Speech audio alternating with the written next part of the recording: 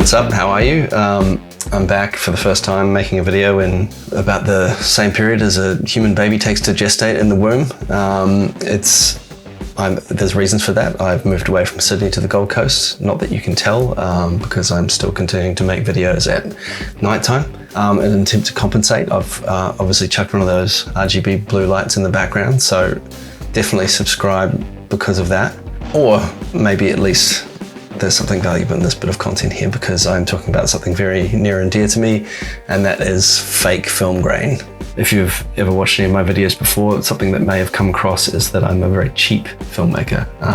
Cheap as in I don't want to pay for film, I don't want to pay for people to develop the film, and I'm a control freak. I want to have full control over the input, the output of the process. I don't want to just snap the shutter or take the reel and just that be it, and then everything else is at someone else's behest. I'm not a particularly skilled user of a camera, so I need that control after the process to be able to manipulate things to how I'm kind of imagining them. I'm not really interested in real film grain, ironically enough.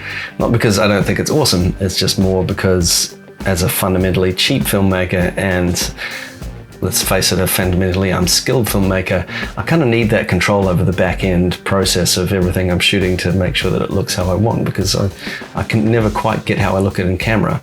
Plus I want that sort of control. I don't want to just be able to just snap the shutter, take the reel and just have that be it. I guess I could buy a Lightroom, red lights and development fluids and lenses and all that stuff, but I think I already covered that before. I'm a fundamentally cheap filmmaker, so I prefer to do it fakely.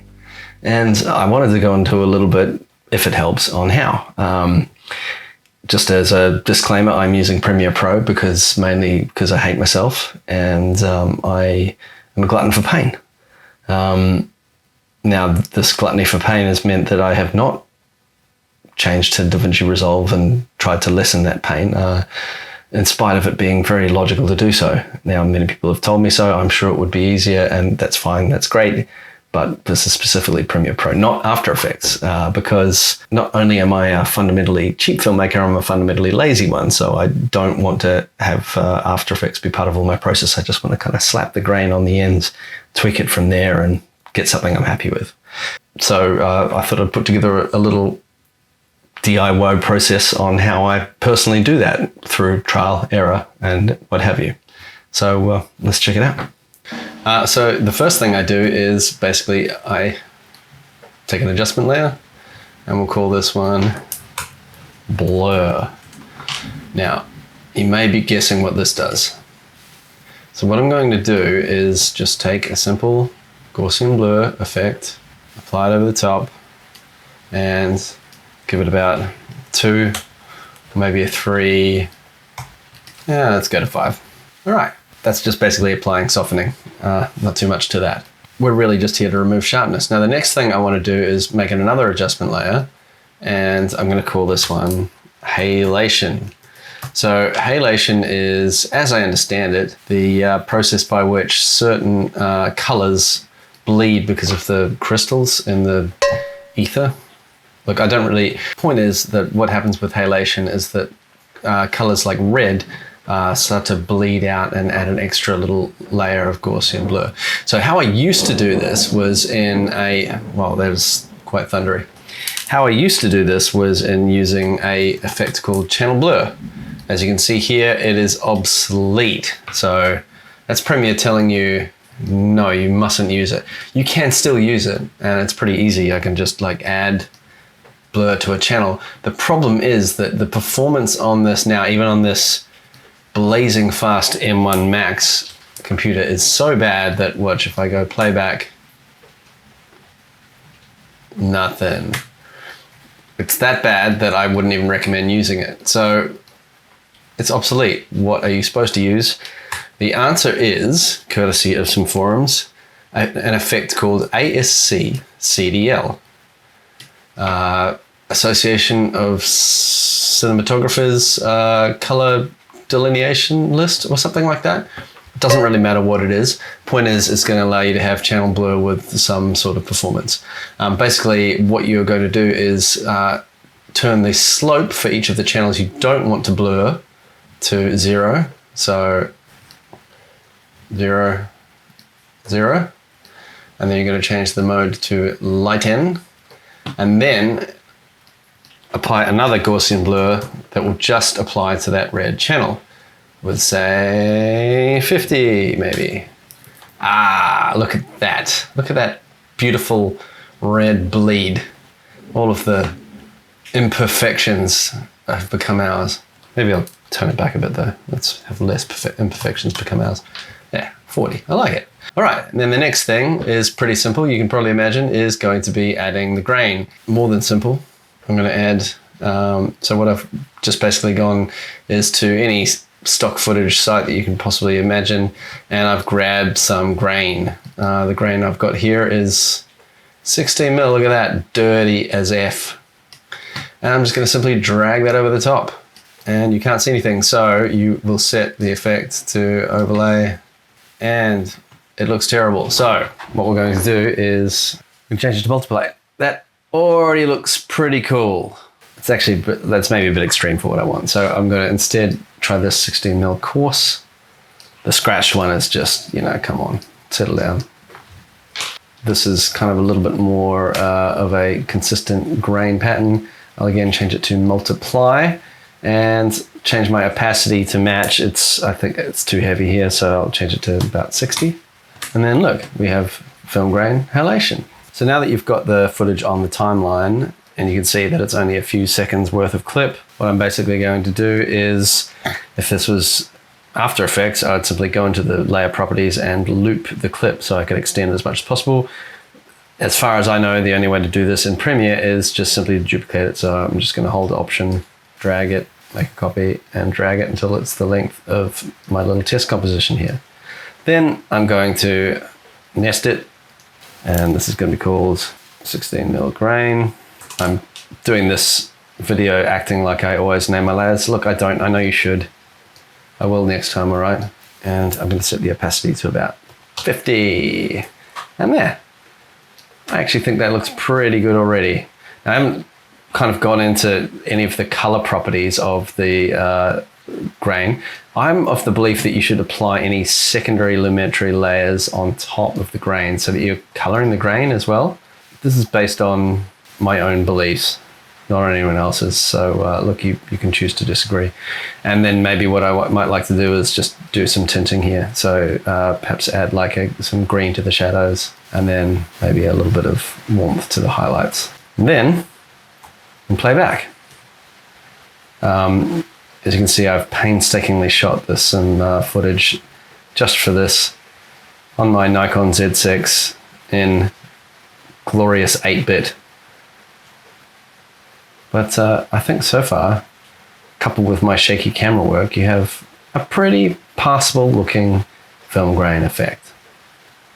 Now, say you were just so damn keen on getting Gateweave into your Premiere Pro comp that you had to leave the safe confines, the accident-ridden confines of Premiere Pro, and go into the digital world of After Effects in order to get some. I thought, well, maybe we can put that in here, and just for completionist's sake, and work out a way to do Gateweave on the cheap. How I've done that is basically I've got this bit of footage called Retro Scratches. This is just a bit of stock footage I found just by searching for 16 mil shaky or 16 mil scratch film. And as you can see, it's shaky, it's scratched. And we're going to use those shakes and those scratches to make more of it. I'm going to create a comp from the selection. It's a 10-second piece of footage, so that's about how much animation preset you're going to get out of it. And what we're going to do is we're going to go over to the tracker panel, we're going to hit track motion, we're going to zoom in, we're going to drag our track point over to one of the corners. We're going to put our search boxes a little bit larger, and we're simply going to hit play, tracking like an absolute train.